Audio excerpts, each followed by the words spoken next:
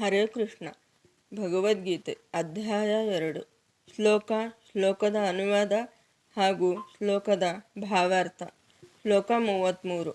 ಅತಚೇತ್ವಮಿಮಂ ಧರ್ಮ್ಯಂ ಸಂಗ್ರಾಮಂ ನ ಕರಿಷ್ಯಸಿ ತತಃ ಸ್ವಧರ್ಮಂ ಕೀರ್ತಿಂ ಚ ಹಿತ್ವಾ ಪಾಪಂ ಅವಾಪ್ಸ್ಯಸಿ. ಅನುವಾದ: ನೀನೇನಾದರೂ ಯುದ್ಧ ಮಾಡಬೇಕಾದ ನಿನ್ನ ಸ್ವಧರ್ಮವನ್ನು ಪಾಲಿಸದೇ ಇದ್ದರೆ ನಿನ್ನ ಕರ್ತವ್ಯವನ್ನು ಅಲಕ್ಷ್ಯ ಮಾಡಿದ ಪಾಪಕ್ಕೊಳಗಾಗುತ್ತೀಯ. ಯೋಧನಾಗಿ ನಿನ್ನ ಕೀರ್ತಿಯನ್ನು ಕಳೆದುಕೊಳ್ಳುತ್ತೀಯ. ಭಾವಾರ್ಥ: ನೀನು ಪಾಪದ ಭಯದಿಂದ ಯುದ್ಧ ಬೇಡ ಎಂದು ಹೇಳುತ್ತಿರುವೆ. ಆದರೆ ಯುದ್ಧ ಮಾಡಿದರೆ ಧರ್ಮ ಉಳಿಯುತ್ತದೆ ಹಾಗೂ ನಿನಗೆ ಸ್ವರ್ಗದ ಬಾಗಿಲು ತೆರೆಯುತ್ತದೆ. ಇಲ್ಲದೇ ಇದ್ದಲ್ಲಿ ನರಕ ಬಾಗಿಲು ನಿನ್ನನ್ನು ಸ್ವಾಗತಿಸುತ್ತದೆ ಎಂದು ಕೃಷ್ಣ ಅರ್ಜುನನಿಗೆ ಹೇಳುತ್ತಾನೆ. ಅರ್ಜುನ ಧರ್ಮದ ಪರ ನಿಂತ ಮಹಾರಥಿ. ಆತ ಈ ಧರ್ಮ ಸಂಗ್ರಾಮದಲ್ಲಿ ಧರ್ಮದ ಪರ ಹೋರಾಡದಿದ್ದರೆ ಸಹಜ ಧರ್ಮಕ್ಕೆ ವಿರುದ್ಧವಾಗಿ ಹಾಗೂ ಸಾಮಾಜಿಕ ಧರ್ಮವನ್ನು ಬಿಟ್ಟು ನಡೆದುಕೊಂಡಂತೆ. ಇದೊಂದು ಕಳಂಕ, ಮಹಾಪಾಪವಾಗುತ್ತದೆ. ಪಾಪಕೃತ್ಯ ಯಾವುದು ಎನ್ನುವುದನ್ನು ಸಂದರ್ಭ ನಿರ್ಧರಿಸುತ್ತದೆ. ಉದಾಹರಣೆಗೆ, ಸತ್ಯ ನುಡಿಯುವುದು ಪುಣ್ಯದ ಕೆಲಸ ಎಂದು ಹೇಳಲಾಗದು. ಅದು ಪಾಪವೋ ಪುಣ್ಯವೋ ಎನ್ನುವುದನ್ನು ಸಂದರ್ಭ ನಿರ್ಣಯಿಸುತ್ತದೆ.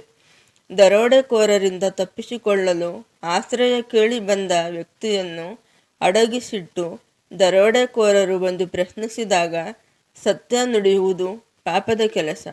ಅಡಗಿಸಿಟ್ಟ ವ್ಯಕ್ತಿಯ ರಕ್ಷಣೆಗೋಸ್ಕರ ಸುಳ್ಳನ್ನು ಹೇಳುವುದು ಪುಣ್ಯದ ಕೆಲಸ. ಅರ್ಜುನನು ಪ್ರಸಿದ್ಧ ಯೋಧ.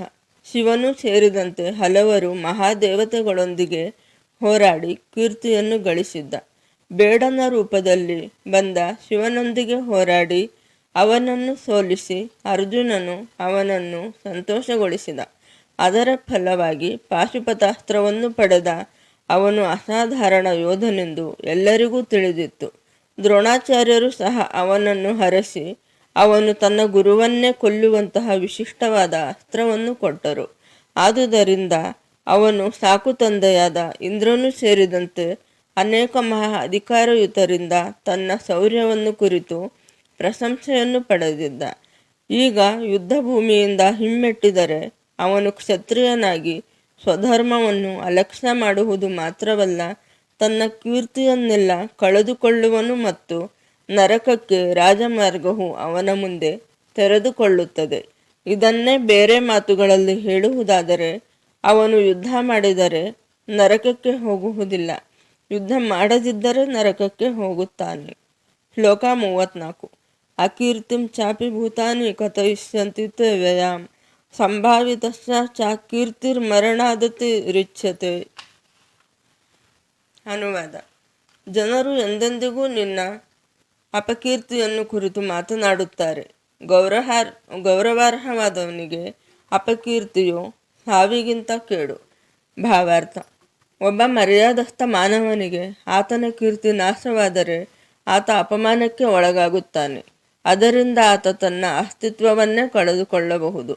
ಜಗತ್ತಿನಲ್ಲಿ ಮಹಾನ್ ಬಿಲ್ವಿದ್ಯೆ ಪ್ರವೀಣ ಎಂದು ಕೀರ್ತಿ ಪಡೆದ ಅರ್ಜುನ ಈ ಧರ್ಮಯುದ್ಧದಲ್ಲಿ ಪಾಲುಗೊಳ್ಳದೇ ಇದ್ದಲ್ಲಿ ಜನರು ಆತನನ್ನು ಹೇಡಿ ಎಂದು ಆಡಿಕೊಳ್ಳುತ್ತಾರೆ. ಇತಿಹಾಸದ ಪುಟಗಳಲ್ಲಿ ಆತನ ಹೇಡಿತನ ಮುಂದಿನ ಪೀಳಿಗೆಗೆ ಕೆಟ್ಟ ಉದಾಹರಣೆಯಾಗಿ ನಿಲ್ಲುತ್ತದೆ. ಬಂಧು ಸ್ನೇಹದಿಂದ ಹಿಂಜರಿದ ಎಂದು ಯಾರೂ ಹೇಳುವುದಿಲ್ಲ.